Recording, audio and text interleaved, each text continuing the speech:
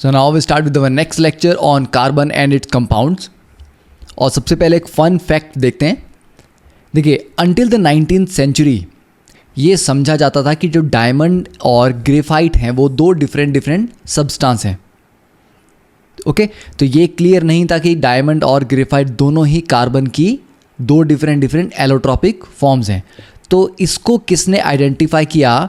That was sir Humphry Davy. Humphry Davy ने एक बहुत ही टिपिकल मेथड इसमें यूज़ किया. उसने अपनी वाइफ का डायमंड, एक छोटा सा डायमंड था, उसको लिया और उसको आग लगा दी. ठीक है, क्योंकि अगर उसको पता है कि अगर प्योरली कोई कार्बन है, जैसे ग्रेफाइट अगर आप लेते हैं तो ग्रेफाइट प्योरली कार्बन है, तो ग्रेफाइट को अगर आप जलाते हैं ऑक्सीजन की प्रेजेंस में तो कार्बन प्लस O2 क्या देगा आपको? CO2 gas.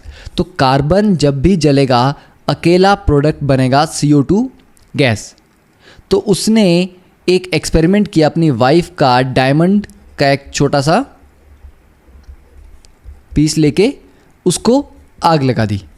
तो उसको जलाने पे क्या हुआ, उसने देखा कि सिर्फ और सिर्फ कार्बन डाइऑक्साइड गैस प्रोड्यूस हो रही है. तो इससे कंफर्म हुआ कि जो डायमंड है दैट इज प्योरली कार्बन. ठीक है, तो अब बोल सकते थे हम कि ग्रेफाइट और डायमंड दो डिफरेंट सब्सटेंस नहीं हैं, बल्कि दोनों ही एलिमेंटल लेवल पे सेम चीज़ हैं, दोनों ही कार्बन हैं. ओके, बट ये तरीका अगर आप यूज़ करेंगे तो आपको शायद काफ़ी महंगा पड़ेगा ये चेक करने का कि आपका डायमंड प्योर है कि नहीं है. ओके, अब देखते हैं next is versatile nature of carbon. देखिए, अगर हम बात करें कि हमारे आसपास जितने, नॉट आसपास एक्चुअली, अभी तक केमिस्ट ने करीब 1 करोड़ कंपाउंड्स डिस्कवर कर लिए हैं या मैन्युफैक्चर कर लिए हैं लैब में. उसमें से ऑलमोस्ट आप बोल सकते हैं कि 90 लाख कंपाउंड्स कार्बन के हैं. ठीक है, मतलब बाकी सभी एलिमेंट्स के कंपाउंड मिला के भी उतने नहीं हैं जितने कि कार्बन के कंपाउंड्स हैं. तो कार्बन इतनी ज़्यादा वैरायटी के कंपाउंड कैसे बनाता है, इतने ज़्यादा नंबर ऑफ कंपाउंड्स कैसे बनाता है, और कोई और एलिमेंट ये प्रॉपर्टी शो क्यों नहीं करता? ओके, तो ये हमें अब देखना है कि why only carbon has such property. देखिए, इसमें दो रीज़न है. First is catenation property. Okay, catenation क्या होता है कि कार्बन अपने ही दूसरे एटम्स के साथ बॉन्ड्स बना सकता है. ठीक है, जैसे आपको एक कार्बन दिया गया तो ये एक और बॉन्ड कार्बन के साथ बना लेगा, ये आगे एक और कार्बन के साथ बना लेगा, ये आगे एक और बॉन्ड बनाएगा. तो इस तरह से कार्बन अपने ही एटम्स के साथ बॉन्ड बनाता जाता है और ये चेन चलती जाएगी. ये चेन आपकी 30, 40, 50, 60 एटम्स और भी आगे जा सकती है. तो इस तरह से वेरी लॉन्ग चेन कंपाउंड बनते हैं. अब मान लीजिए कि 2 कार्बन का एक कंपाउंड है, एक आपने और जोड़ दिया 3 कार्बन का कंपाउंड हो गया, एक और जोड़ दिया 4 कार्बन का कंपाउंड हो गया. तो इस तरह से अलग अलग डायरेक्शन में आप कार्बन जोड़ सकते हैं. सेकेंडली, सिर्फ कार्बन को ऐसा नहीं कि आप लीनियरली जोड़ सकते हो कि एक कार्बन एक ही कार्बन के साथ बॉन्ड बनाएगा. कार्बन की वैलेंसी 4 होती है, इसलिए ये चारों तरफ बॉन्ड्स बना सकता है. तो इसका मतलब है कि ऊपर भी आप एक कार्बन लगा सकते हैं, लेफ्ट में भी लगा सकते हैं, नीचे की तरफ भी लगा सकते हैं.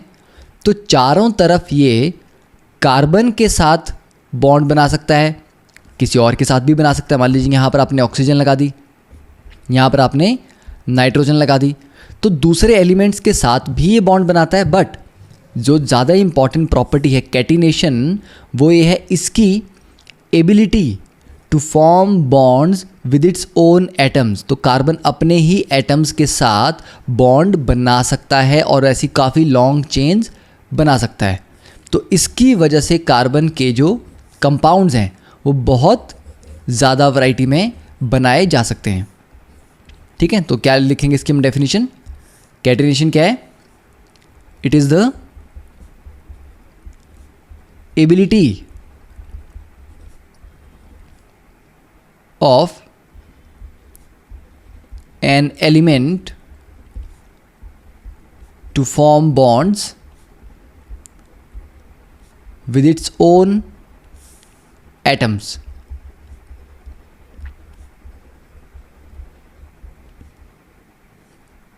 Okay, giving rise to large molecules, क्योंकि आप जितना लंबे लंबे बॉन्ड्स बनाते जाएंगे और कार्बन ऐड करते जाएंगे तो बड़े बल्कि मॉलिक्यूल्स आपको मिलेंगे। अब ये कैटिनेशन क्यों होती है, ठीक है, ये बहुत इंपॉर्टेंट है कि कैटिनेशन क्यों होती है। तो देखिए, कैटिनेशन होने के लिए भी कुछ रिक्वायरमेंट्स हैं। ऐसा नहीं है कि अगर कार्बन कैटिनेशन शो करता है ज़्यादा तो बाकी एलिमेंट्स क्यों कैटिनेशन शो नहीं करते, या अगर किसी को कैटिनेशन की प्रॉपर्टी शो करनी है तो उसके लिए क्या मेन रिक्वायरमेंट होनी चाहिए। ठीक है, तो फर्स्ट रिक्वायरमेंट जो है कैटिनेशन के लिए, that is a bonding capacity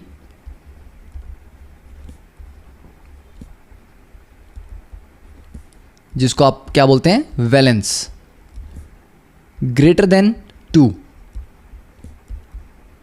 ठीक है, और चलिए इक्वल टू, ग्रेटर देन और इक्वल टू 2। इसका मतलब है कि जो भी एलिमेंट, देखिए कैटिनेशन ऐसा नहीं है कि सिर्फ कार्बन के लिए ही प्रॉपर्टी ये डिफाइन की जाती है। कैटिनेशन एक प्रॉपर्टी है जिसमें कोई भी एलिमेंट अगर अपने एटम्स के साथ बॉन्ड बना सकता है तो वो कैटिनेशन शो करता है। हाँ, कार्बन के लिए हम कैटिनेशन इसलिए पढ़ते हैं क्योंकि कार्बन की ये प्रॉपर्टी सबसे ज़्यादा है। ठीक है, बाकी एलिमेंट्स के कंपैरिजन में कैटिनेशन सबसे ज़्यादा कार्बन में देखी जाती है। तो बॉन्डिंग कैपेसिटी का मतलब कि वैलेंस आपकी 2 या 2 से ज़्यादा होनी चाहिए। तो कार्बन की वैलेंस कितनी है, 4। तो फर्स्ट कंडीशन फुलफिल्ड होगी। सेकंड,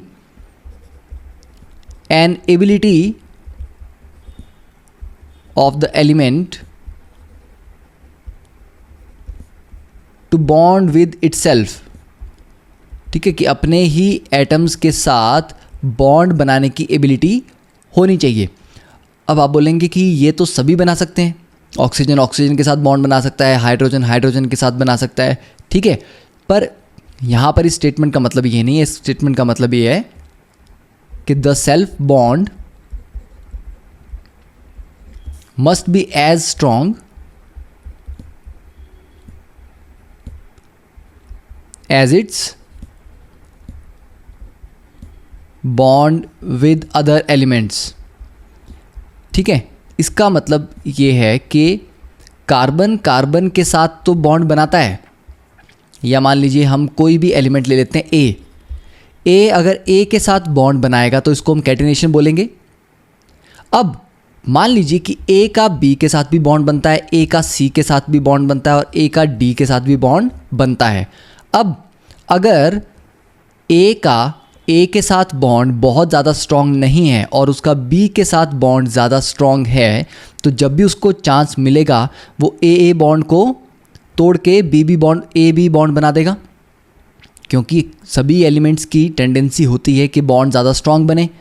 जितना स्ट्रॉन्ग बॉन्ड बनेगा उतनी ही स्टेबिलिटी मिलेगी। ठीक है, तो अगर उन्हीं 2 एटम्स के बीच का बॉन्ड उतना स्ट्रॉन्ग नहीं है जितना उस ए एलिमेंट का बी के साथ बॉन्ड स्ट्रॉन्ग है, तो उसकी टेंडेंसी होगी कि इस बॉन्ड को ब्रेक करके बी के साथ बॉन्ड बनाया जाए। ठीक है, अगर सी के साथ बॉन्ड भी बहुत स्ट्रॉन्ग है तो सी के साथ बॉन्ड बनाएगा। तो कार्बन के लिए सबसे ज़्यादा इंपॉर्टेंट पॉइंट ये था कि कार्बन कार्बन बॉन्ड है वो ऑलमोस्ट एज स्ट्रॉन्ग एज, उतना स्ट्रॉन्ग होना चाहिए जितना इसका अदर एलिमेंट्स के साथ बॉन्ड स्ट्रॉन्ग है। ठीक है, तो ये हम कैसे पता लगाएंगे कि इसके एलिमेंट्स के साथ बॉन्ड कितने स्ट्रॉन्ग हैं? ये हम इसके एक कार्बन कार्बन एनर्जी का एक टेबल देखते हैं। ठीक है, कार्बन की बॉन्ड स्ट्रेंथ कितनी है? तो देखिए, कार्बन कार्बन की जो बॉन्ड स्ट्रेंथ है that is 348 kilo joule per mole. Carbon की ऑक्सीजन के साथ जो बॉन्ड स्ट्रेंथ है दैट इज, देखिए सिंगल बॉन्ड्स हैं ये, ठीक है, हम मल्टीपल बॉन्ड की बात नहीं कर रहे। तो carbon single bond oxygen is 360 kilo joule per mole. Carbon single bond hydrogen is 412 kilo joule per mole. Carbon chlorine is 322 kilo joule per mole. ठीक है, and carbon fluorine is very strong bond, this is 486 kilo joule per mole.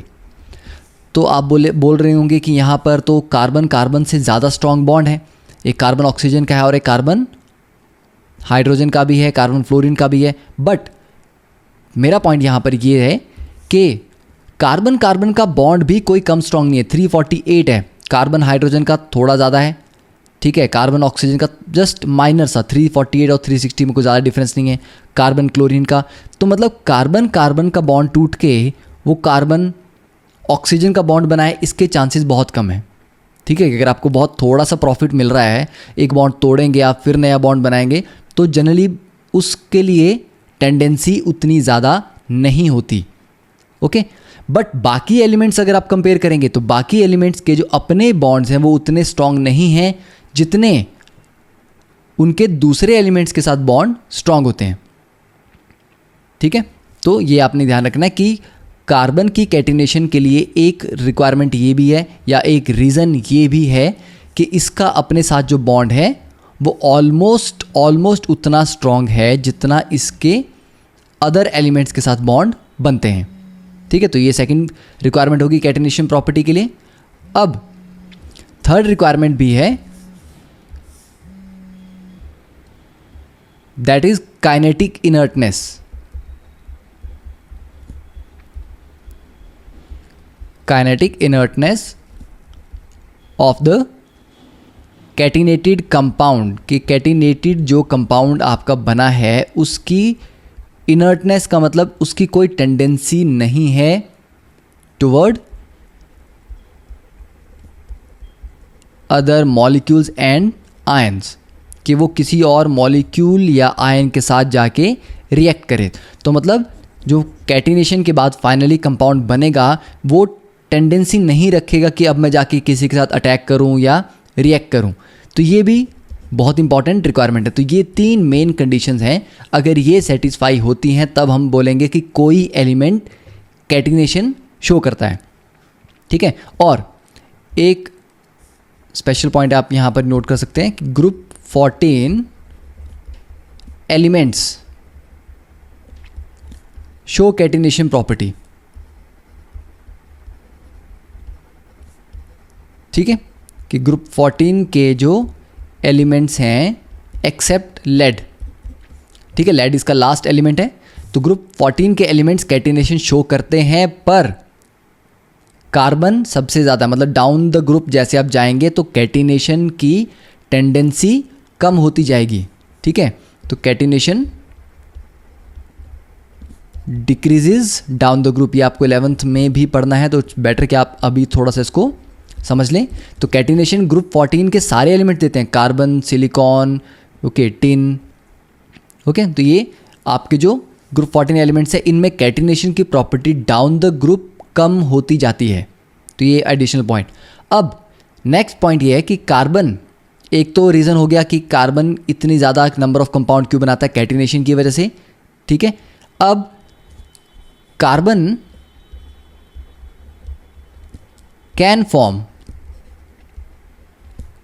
Carbon single bond carbon, कि अपने atoms के साथ ही carbon single bond भी बना सकता है, कार्बन डबल बॉन्ड भी बना सकता है और कार्बन ट्रिपल बॉन्ड भी बना सकता है।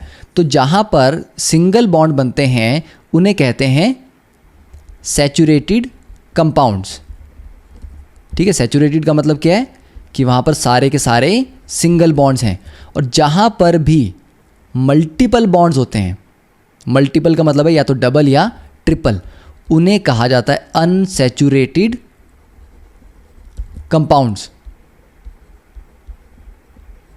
ठीक है। तो याद रखेंगे आप कि डबल बॉन्ड या ट्रिपल बॉन्ड जहां पर भी एक से ज़्यादा बॉन्ड बनते हैं कार्बन के बीच में उन्हें कहा जाता है अनसैचुरेटेड कंपाउंड, और जहां पर कार्बन कार्बन के बीच में सिंगल बॉन्ड होते हैं उन्हें कहा जाता है सैचुरेटेड कंपाउंड्स। अब इसमें नेक्स्ट पॉइंट देखते हैं कि कार्बन कार्बन के बॉन्ड स्ट्रांग तो होते हैं, पर कार्बन कार्बन बॉन्ड इतना स्ट्रांग क्यों होता है, ठीक है। तो देखिए, carbon carbon bond is strong due to its small size, ठीक है। अब कार्बन फ्लोरीन का बॉन्ड इससे भी ज़्यादा छोटा था, क्योंकि फ्लोरीन का साइज कार्बन से भी छोटा होता है।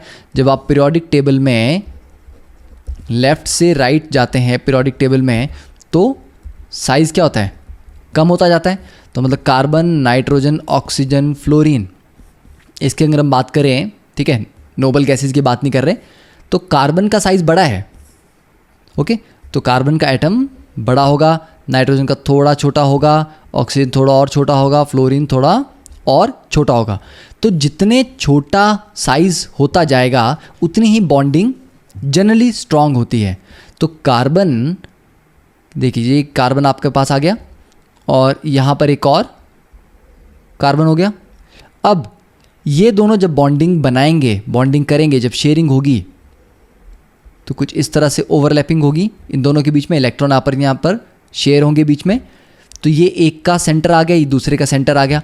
तो सेंटर से सेंटर का जो डिस्टेंस होता है इसको बोलते हैं बॉन्ड लेंथ। ठीक है, ये बॉन्ड जितना छोटा होगा उतना स्ट्रांग होगा। इसको आप ऐसे समझ सकते हैं कि अगर आपके पास एक स्टिक है, ठीक है, काफ़ी लंबी एक स्टिक है, इसको तोड़ना कितना आसान है कंपेयर टू एक छोटी स्टिक के। तो आप बोलेंगे कि दिस कैन बी, ये बड़ी स्टिक है, इसको तोड़ना आसान है, छोटी स्टिक को तोड़ना मुश्किल है। अगर स्टिक और छोटी कर दी जाए तो उसको तोड़ना और मुश्किल है। ठीक है, कभी आप अपने पेन को तोड़ने की ट्राई करें और उसी थिकनेस की एक लंबी स्टिक अगर लें हम, ठीक है, तो वो तोड़ना काफ़ी ईजी है। तो जैसे जैसे स्टिक छोटी होती जाती है उसको तोड़ना मुश्किल होता है, वैसे ही बॉन्ड जितना छोटा होगा उसको तोड़ना उतना ही मुश्किल होगा। तो बड़े बॉन्ड में क्या होगा, अगर दो बड़े एटम्स आपस में ओवरलैप भी करते हैं तो उनके सेंटर टू सेंटर जो डिस्टेंस है, ये डिस्टेंस ज़्यादा होगा तो बॉन्ड लेंथ ज़्यादा होगी, बॉन्ड लेंथ ज़्यादा होगी तो उसकी स्ट्रेंथ कम होगी।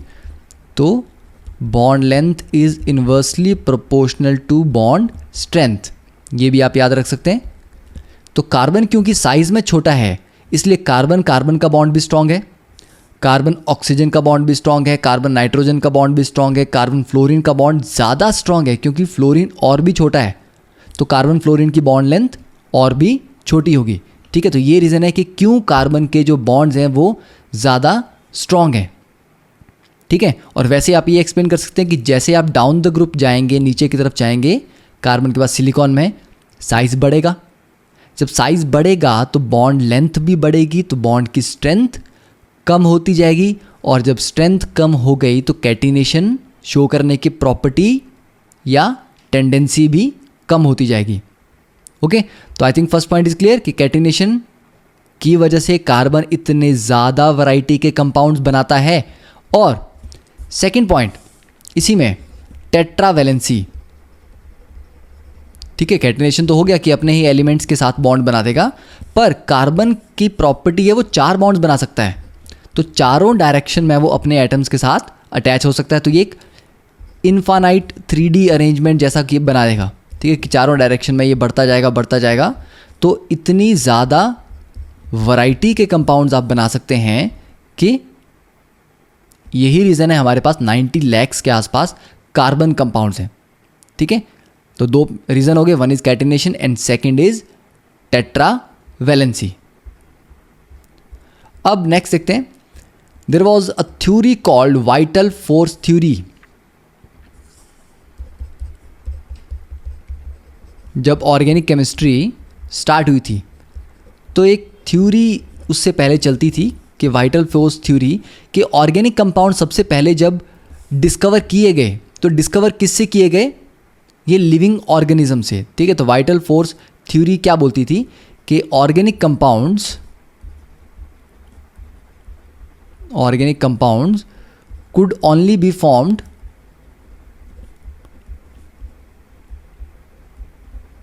within a living system, कि कोई लिविंग सिस्टम हो, लिविंग बीइंग हो, ठीक है, आपका एनिमल हो सकता है, ह्यूमन बीइंग्स हो सकते हैं, कोई भी लिविंग सिस्टम होना चाहिए, उसी के अंदर ऑर्गेनिक कंपाउंड्स बन सकते हैं। मतलब कोई वाइटल फोर्स, कोई अदृश्य फोर्स उसके लिए रिस्पॉन्सिबल है ऑर्गेनिक कंपाउंड्स को बनाने के लिए।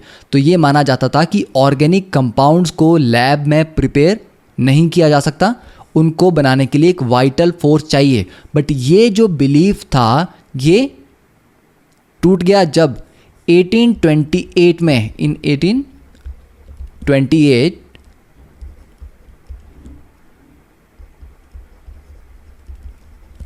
वॉलर प्रोड्यूस्ड, ठीक है, वॉलर डिड एन एक्सपेरिमेंट ठीक है, बाय चांस उसने एक एक्सपेरिमेंट किया जिसमें ammonium cyanate NH4 positive O negative CN, this is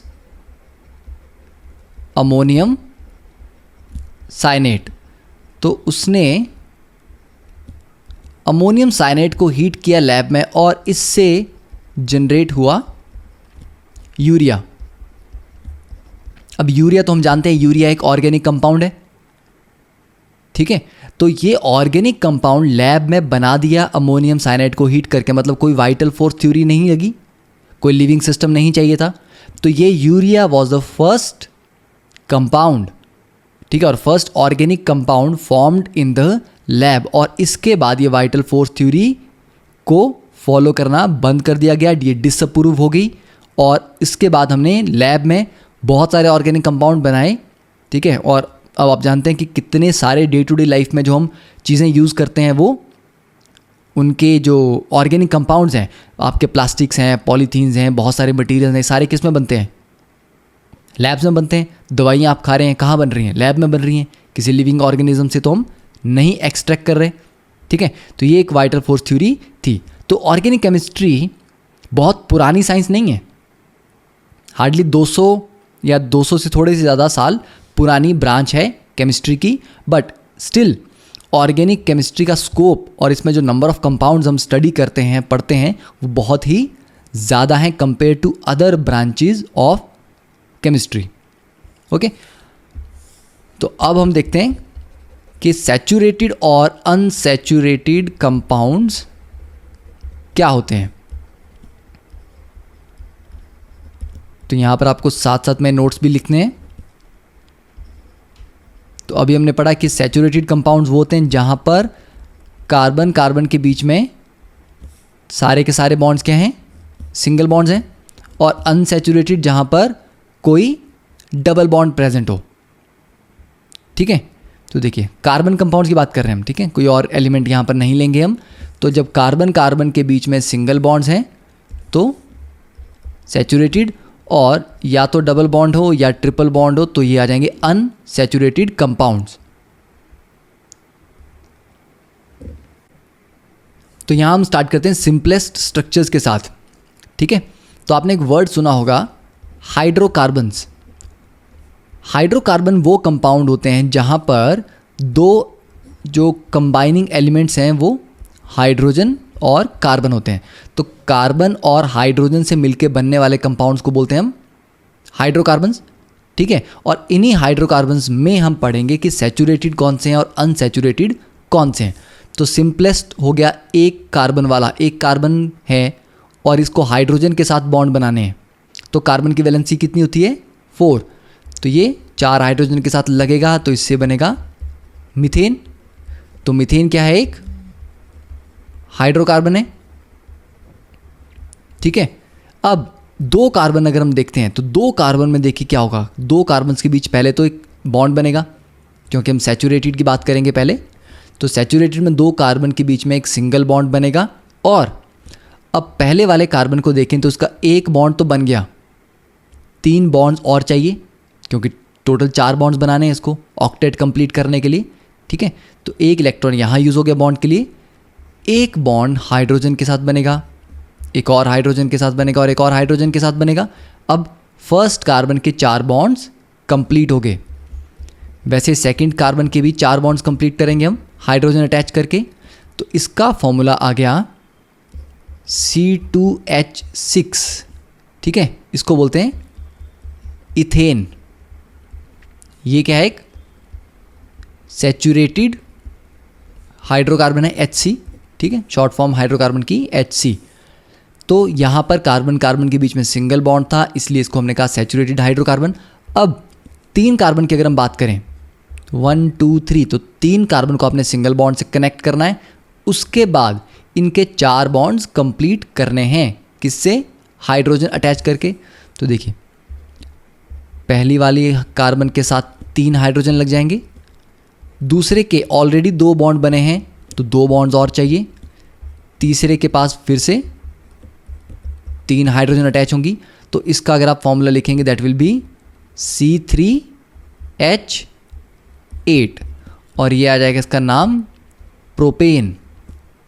ठीक है, कि नेमिंग कैसे करेंगे ये भी हम थोड़ा बाद में रिवाइज करेंगे। ओके, तो C3H8। अब नेक्स्ट चलना हो तो 4 कार्बन्स, और 4 कार्बन्स में जो एंड वाली पोजीशंस हैं वहाँ पर तो 3 ही हाइड्रोजन लग रही हैं। ठीक है, ये बहुत कॉमन सी ऑब्जर्वेशन है। और जो बीच में कार्बन है उनके ऊपर 2 हाइड्रोजन लग रही हैं, तो ये हो जाएगा C4H10, ये है ब्यूटेन। तो इसी तरह से एक कार्बन और ऐड करेंगे तो पेंटेन बनेगा। अब यहाँ पर एक छोटी सी ऑब्जर्वेशन आपको करनी है कि C2H6 से, ठीक है, या फिर चलिए CH4 से जब आप C2H6 में गए, C2H6 से जब आप C3H8 में गए और यहाँ से जब आप C4H10 में जा रहे हो तो आप ऐड क्या कर रहे हो? देखिए CH4 में क्या ऐड किया हमने, एक कार्बन C2 हो गए, 2 हाइड्रोजन, तो हाइड्रोजन 6 हो गए, तो मतलब CH2 ऐड किया। C2H6 से C3H8 में जाने के लिए भी हमने क्या किया, CH2 ऐड किया। और C3H8 से C4H10 में जाने के लिए भी हम क्या कर रहे हैं, CH2 ऐड कर रहे हैं। मतलब ये जो एक यूनिट है CH2, इसको अगर मैं बीच में गायब कर दूं तो क्या बचेगा, CH3 दैट इज इथेन। ठीक है, और इसमें प्रोपेन में अगर मैं एक और CH2 यहाँ पर ऐड कर दूं, ये देखिए एक एक्स्ट्रा ऐड कर दिया मैंने, तो क्या बन गया ब्यूटेन। तो मतलब जैसे जैसे आप CH2 ऐड करते जाएंगे आप नेक्स्ट कंपाउंड बनाते जाएंगे उस फैमिली का। तो methane, ethane, propane, butane, pentane, hexane, ये क्या है, एक ही फैमिली के मेंबर्स हैं, जिनमें डिफरेंस किसका है, हर अगल बगल वाले जो मेंबर्स हैं एडजेसेंट मेंबर्स, उनमें CH2 ग्रुप का डिफरेंस है। ठीक है, तो इनको बोलते हैं हम होमोलोगस सीरीज। तो उसकी हम डेफिनेशन पढ़ेंगे अभी। तो ये आपने पढ़ लिया। ठीक है, किस तरह से आप सैचुरेटेड कंपाउंड्स बना सकते हैं। अब देखिए जो ब्यूटेन है, इसको हम इसका फॉर्मूला जब लिखेंगे सिंपली, तो पहला कार्बन क्या है C और 3 हाइड्रोजन, तो ये हो गया CH3, फिर CH2, तो CH2, फिर एक और CH2, फिर एक और CH3। तो इस तरह से लिख सकते हैं इसको। तो इसी तरह से अगर नेक्स्ट मेंबर मुझे बनाना हो तो क्या लिखूंगा मैं, एक CH2 और ऐड कर दूंगा। ठीक है, तो ये कितने हो गए, 5 कार्बन, और ये हो गया C5H12, और ये बनेगा पेंटेन। इसको आप ऐसे भी लिख सकते हैं कि CH3 के आगे 1 2 3 CH2 ग्रुप लगे, तो CH2 ब्रैकेट देके 3, मतलब 3 CH2 ग्रुप लगे, और फिर लास्ट में लगा फिर से CH3। तो इसको ऐसे भी लिखा जा सकता है। ओके, तो ये डिफरेंट तरीके हैं, इनमें आपको प्रैक्टिस करनी है। अब थोड़ा सा डिफरेंट स्ट्रक्चर देखते हैं। तो मान लीजिए अब मैंने 6 कार्बन का कंपाउंड बनाना है। 6 कार्बन में मैं कैसे बना सकता हूँ, स्ट्रेट चेन भी जा सकता हूँ मैं।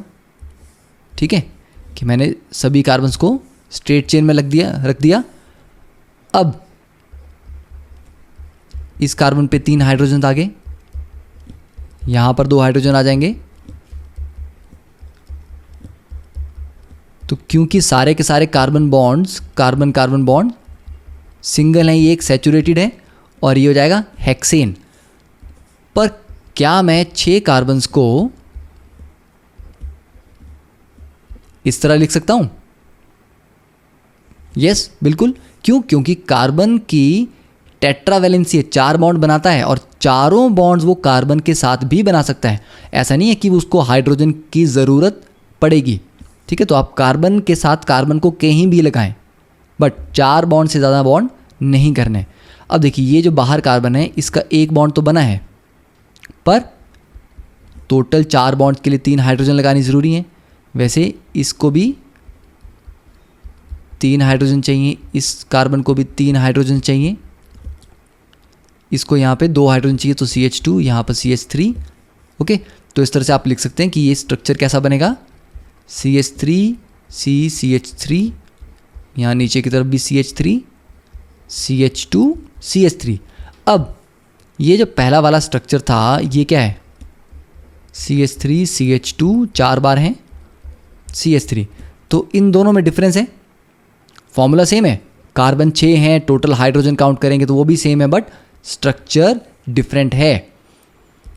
ठीक है, तो हम कार्बन कार्बन को अलग अलग तरीक़ों से आपस में अरेंज कर सकते हैं। आप ऐसा भी कर सकते हैं कि 4 कार्बन ये ले लिए, एक ब्रांच यहाँ लगा दी, एक ब्रांच यहाँ लगा दी, तो अब हाइड्रोजन करेंगे तो लास्ट वाले कार्बन पे एक बॉन्ड है, तो 4 बॉन्ड करने के लिए 3 हाइड्रोजन लगानी है, इस तरफ भी 3 हाइड्रोजन लगेंगी, यहाँ पर भी 3 हाइड्रोजन लगेंगी, यहाँ पर भी 3 हाइड्रोजन लगेंगी। अब देखिए ये जो बीच वाला कार्बन है इसके ऑलरेडी 3 बॉन्ड बन रहे हैं, तो इसको सिर्फ एक ही हाइड्रोजन चाहिए, इसको भी एक ही चाहिए, तो ये भी बन सकता है 6 कार्बन्स का। तो अलग अलग तरीके से कार्बन कार्बन आपस में जुड़ते चले जाते हैं। ठीक है, तो ये कुछ एग्जांपल्स हो गए सैचुरेटेड कंपाउंड्स के। अब देखते हैं अनसैचुरेटेड कंपाउंड्स।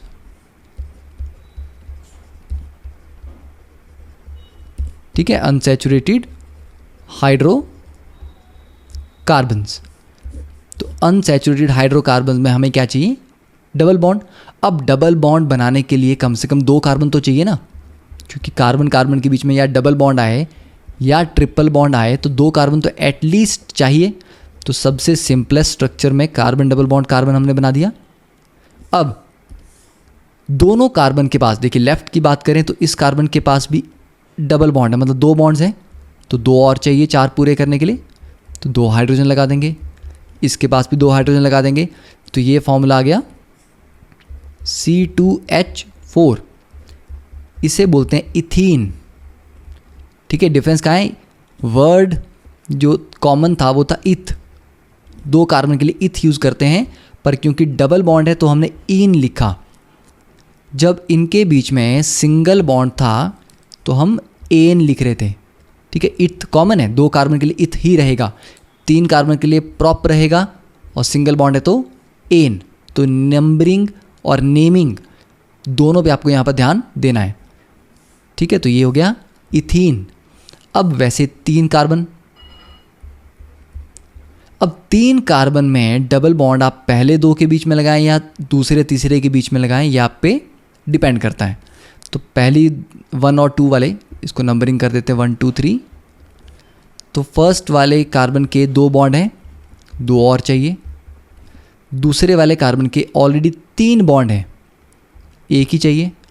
तीसरे वाले का 1 ही बॉन्ड है, उसको अब 3 चाहिए।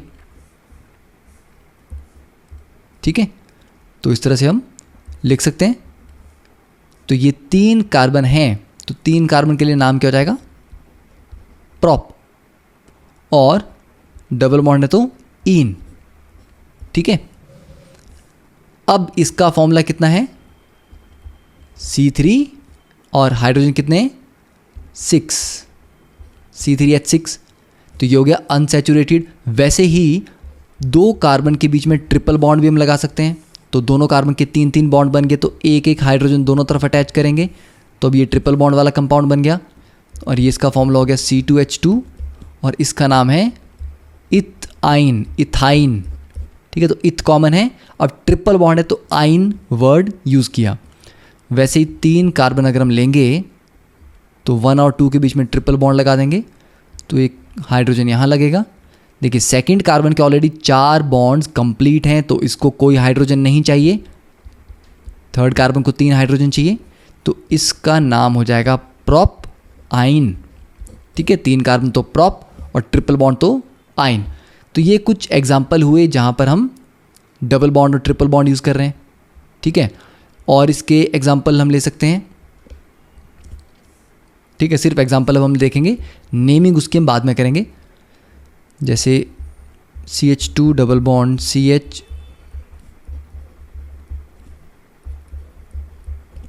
ठीक है, तो ये कैसा है, एक अनसैचुरेटेड है।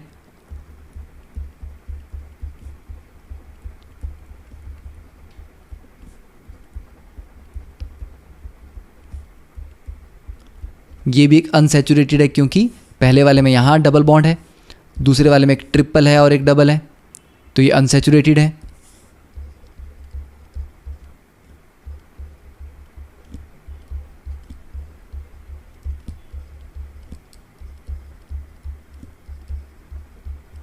थर्ड कैसा है ये, इसमें सारे के सारे सिंगल बॉन्ड है कार्बन कार्बन के बीच में, तो ये सैचुरेटेड है, ये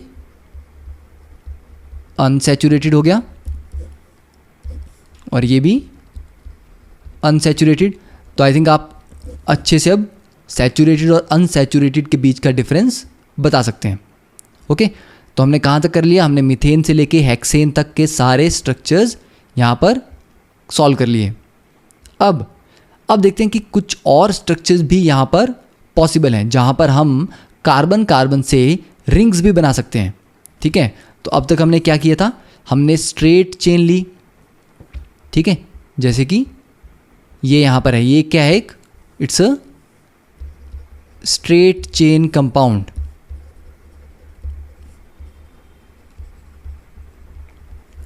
ये क्या है, इट्स अ ब्रांच्ड, यहाँ पर 2 ब्रांचेस लगा दी हमने क्योंकि स्ट्रेट चेन ये थी जिसमें सबसे ज़्यादा कार्बन है, और दूसरे नंबर के कार्बन पे ऊपर की तरफ एक ब्रांच है और एक नीचे की तरफ ब्रांच है। तो स्ट्रेट चेन भी हो सकते हैं, कंपाउंड ब्रांच भी हो सकते हैं, और साथ में साइक्लिक भी हो सकते हैं, मतलब रिंग फॉर्म में भी हो सकते हैं। तो आप लिख सकते हैं in addition to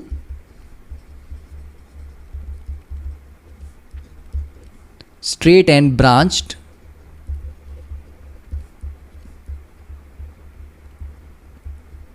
chain compounds, ठीक है, branch chain compounds, we can also form ring structures और cyclic कार्बन कंपाउंड्स।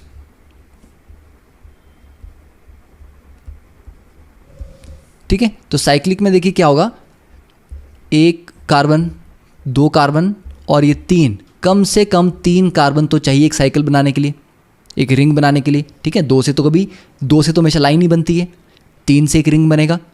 अब पहले कार्बन को देखें तो उसके पास 2 बॉन्ड्स हैं, दूसरे कार्बन के पास भी 2 बॉन्ड्स हैं, तीसरे के पास भी 2 ही बॉन्ड है, तो सबको 2-2 हाइड्रोजन चाहिए 4 बॉन्ड्स कंप्लीट करने के लिए।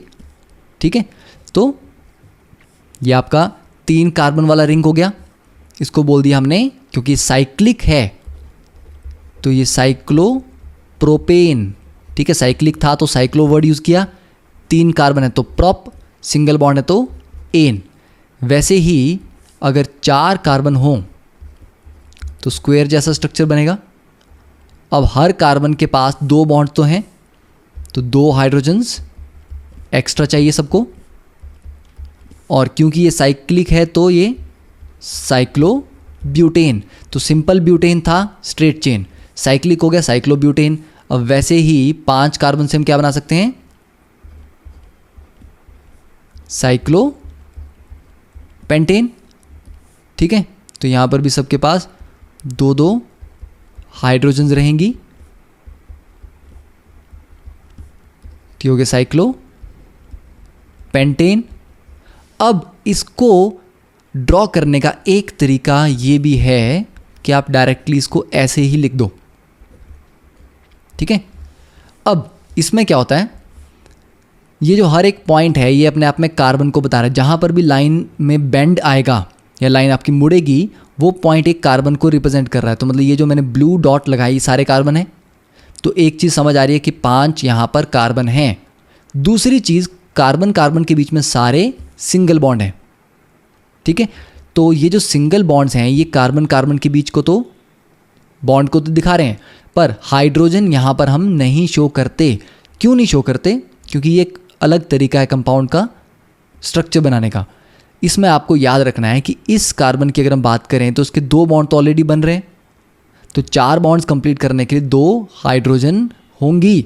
वो हिडन है, वो उनको शो करने की ज़रूरत नहीं है, पर वो अंडरस्टूड है कि 2 हाइड्रोजन हैं। तो इसको आप ऐसे ही लिख सकते हैं, साइक्लोप्रोपेन को आप सिंपली ऐसे लिख सकते हैं, साइक्लोब्यूटेन को ऐसे लिख सकते हैं।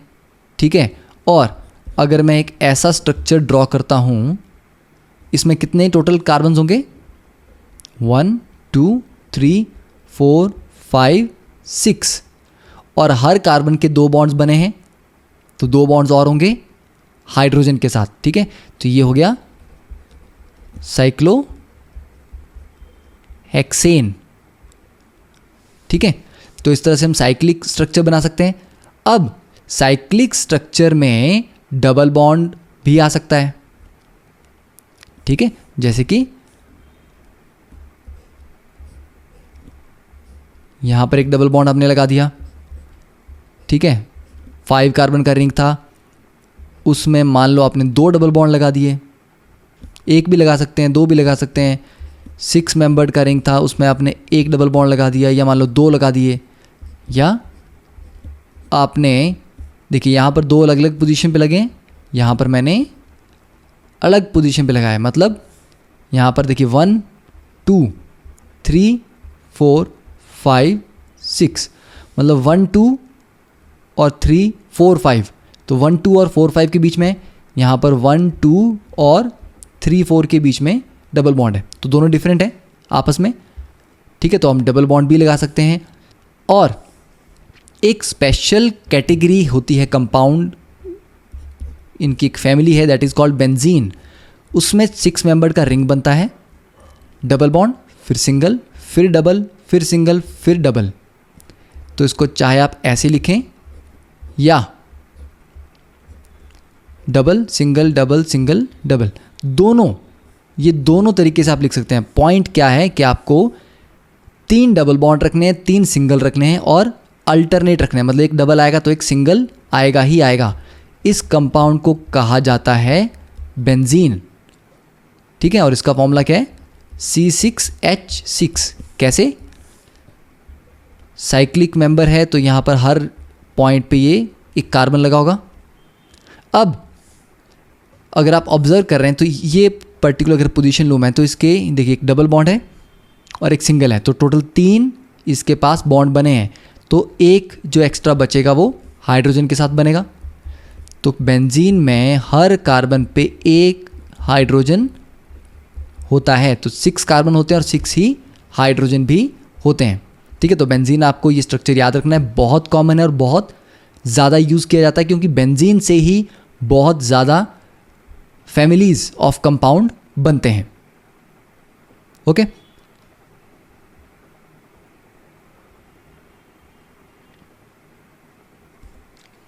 तो अब हम इसको जनरलाइज करते हैं, हमने काफ़ी स्ट्रक्चर यहाँ पर देख लिए। अब हम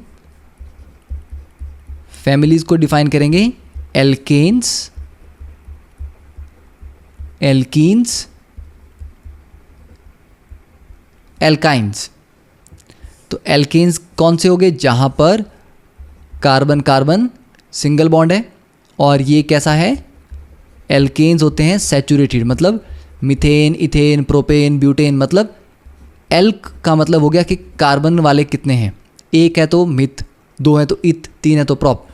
एन बता रहा है कि सारे सिंगल बॉन्ड है, ठीक है। तो वैसे अल्क का मतलब है कि अल्काइल ग्रुप क्या है, 1 कार्बन है, 2 कार्बन है, 3 है, और क्योंकि डबल बॉन्ड है तो इन। तो एल्कीन्स कौन सी फैमिली हुई, जिसमें कार्बन डबल बॉन्ड कार्बन होते हैं, तो ये अनसैचुरेटेड हो गए।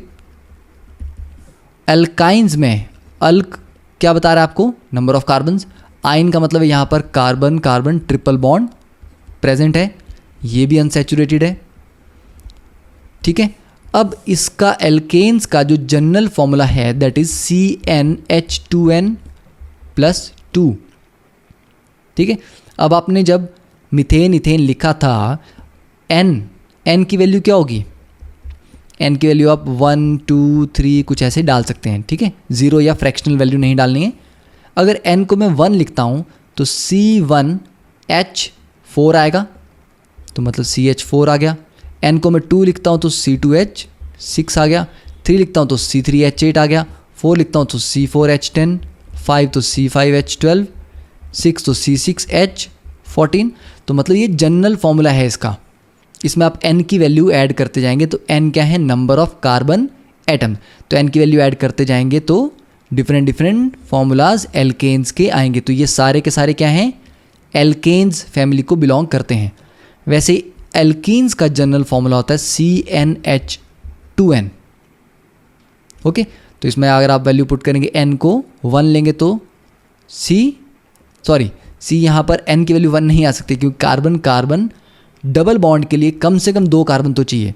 तो यहाँ पर जो n है वो 2 ऑनवर्ड्स स्टार्ट होगा, तो मिनिमम होगा C2H4, ठीक है, C3H6, C4H8, C5H10 एट्सेट्रा। ठीक है, लिख सकते हैं इस तरह से आप। और भी एल्काइंस का जनरल फॉर्मूला CnH2n-2 और n भी यहाँ पर 2 ऑनवर्ड्स चलेगा, तो यहाँ पर n को 2 पुट करेंगे तो क्या आ जाएगा C2H2, फिर C3H4, फिर C4H6, C5H8। ठीक है, ये उसके लिए है जब आपके पास एक ही ट्रिपल बॉन्ड है। अब कभी कभी एक से ज़्यादा ट्रिपल बॉन्ड भी होता है। ओके, तो ये जो फॉर्मूला है CnH2n-2 ये उसके लिए है जहाँ पर पूरे कंपाउंड में एक ट्रिपल बॉन्ड होगा। अब आप अगर डिफरेंस दोनों में देखें, एल्केन में हाइड्रोजन कितने थे 2n+2, जब एक डबल बॉन्ड लगाया तो कितने कम हुए, ये 2 चला गया तो 2 हाइड्रोजन कम हो गए, तो -2 हाइड्रोजन्स। इससे आगे आप एल्काइन में गए तब भी 2 हाइड्रोजन कम होते हैं। मतलब जब एक कार्बन सिंगल बॉन्ड से हम कार्बन डबल बॉन्ड में जाते हैं तो 2 हाइड्रोजन कम करने पड़ते हैं, डबल से ट्रिपल में जाते हैं तब भी 2 कम करने पड़ते हैं। ठीक है, तो ये आप जनरल फॉर्मूलाज भी याद करेंगे।